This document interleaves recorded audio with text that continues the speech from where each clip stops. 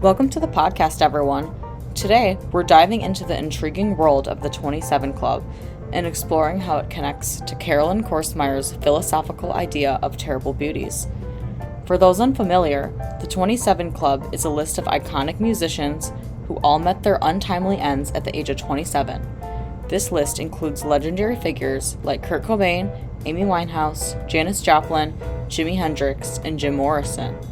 Tragically, many of these talented artists lost their lives to drug overdoses or suicide. The relentless grind of touring and performing left little room for them to escape the perennial cycle of sex, drugs, and rock and roll. Let's talk about Jimi Hendrix. Widely celebrated as the greatest electric guitarist ever, he shot to fame in the 60s with the release of Axis Bold as Love, but his life took a dark turn. Jimi passed away on September 18, 1970 in London after an overdose of sleeping pills. As his stardom skyrocketed, so did his struggles with substance abuse, often taking anything that came his way. And then there's Janis Joplin, one of my personal musical icons. Her voice, an unforgettable blend of soul and rock, captivated audiences everywhere, especially after her powerful track Piece of My Heart made waves with Big Brother and the Holding Company. As Janis blossomed into her solo career, 1971 marked a pinnacle for her with the release of the album Pearl. Yet, despite her extraordinary talent and success, Janis grappled with personal demons. She faced bullying throughout her life and had a challenging upbringing. Her battle with heroin addiction ultimately led to her passing on October 4th, 1970, just days after Jimi Hendrix's death. Jim Morrison's death remains shrouded in mystery, particularly because he passed away in France, and interestingly, an autopsy wasn't mandated by law. Many speculate he succumbed to a heroin overdose coupled with alcohol.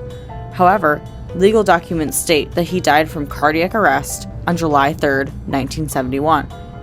This tragic event was a turning point that drew attention to the eerie phenomenon of the 27 Club. Three iconic musical figures from the 1960s, Morrison included, met their untimely ends within just a year of each other. I've always been captivated by Morrison's powerful lyricism and his electrifying stage presence. He truly viewed himself as a spectacle, often unpredictable and wildly engaging for his audience. Fast forward to the 90s, the 27 Club saga continued with the heartbreaking loss of Kurt Cobain, the lead singer of Nirvana, who died on April 5, 1994, in his hometown of Seattle. After Cobain's passing, the term 27 Club became widely recognized as more fans started to realize the pattern of rock star deaths at this age. In stark contrast to the stars of the 60s, Cobain's death was a tragic suicide, the result of self-inflicted gunshot wound.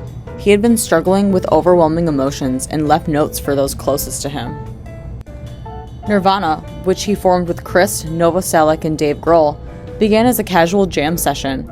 Little did they know they were on the verge of becoming one of the defining bands of the grunge era. Cobain's life was marked by creativity, but shadowed by turmoil, battling a heroin addiction that ultimately contributed to his premature departure. Then we fast forward to 2011, a year that saw the loss of another musical powerhouse, Amy Winehouse.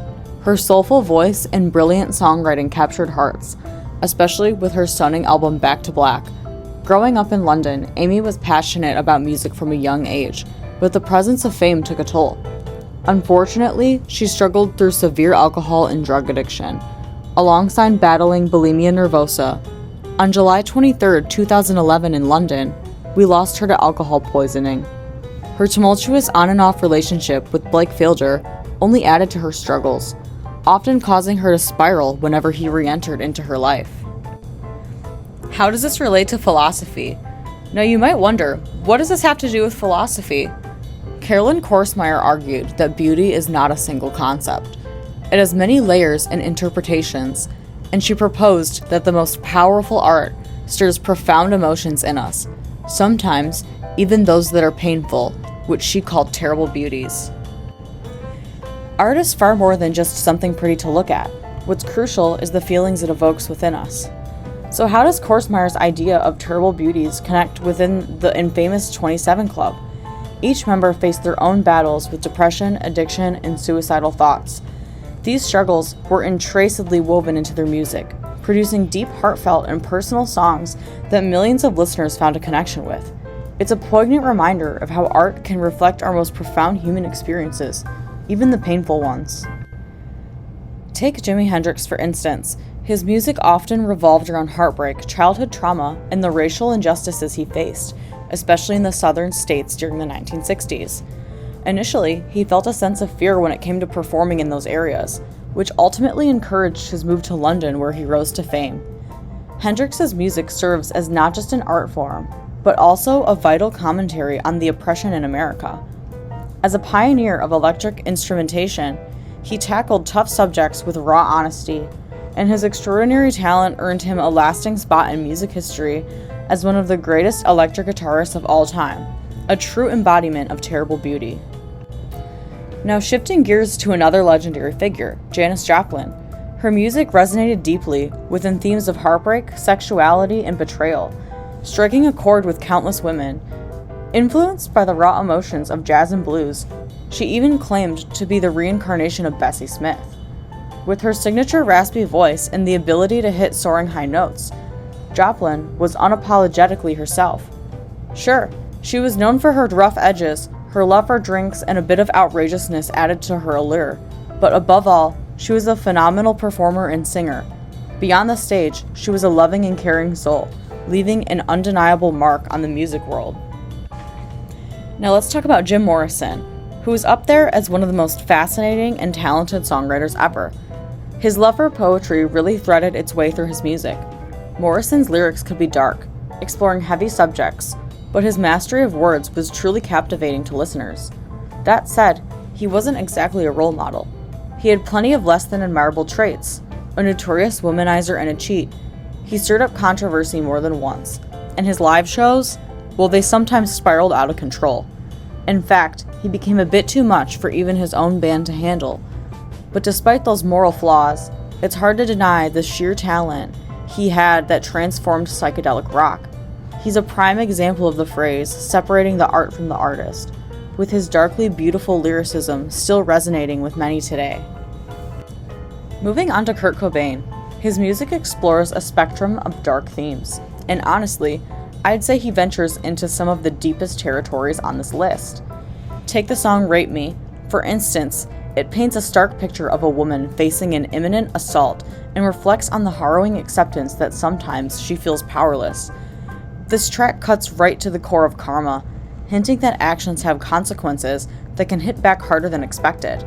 Then there's Serve the Servants, where Cobain opens up about his struggles with social isolation, stemming from his parents' divorce and the challenges of small-town life.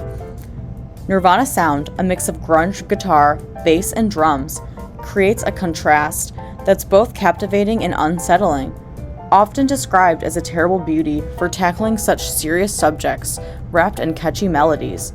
Trust me, Nirvana was a driving force in shaping grunge music, and their impact is undeniable. Now let's switch gears and talk about Amy Winehouse. Her hit Back to Black delves into her tumultuous on and off again relationship with Blake Fielder. The term black serves as a metaphor for her deep depression during this chaotic time. Their relationship was riddled with infidelity, drug abuse, and both emotional and physical turmoil. The lyrics resonate with the heartbreakingly poignant farewell to that chapter in her life, and the album went on to become a worldwide platinum success. Tragically, many believe her troubled connection with Fielder contributed to her struggles with alcohol, ultimately leading to her overdose. Despite the challenges Amy faced, she infused her music with that classic soul and blues vibe. Her lyrics are brutally honest and raw. She wasn't afraid to speak her mind. Her voice is one of the most mesmerizing I've ever heard.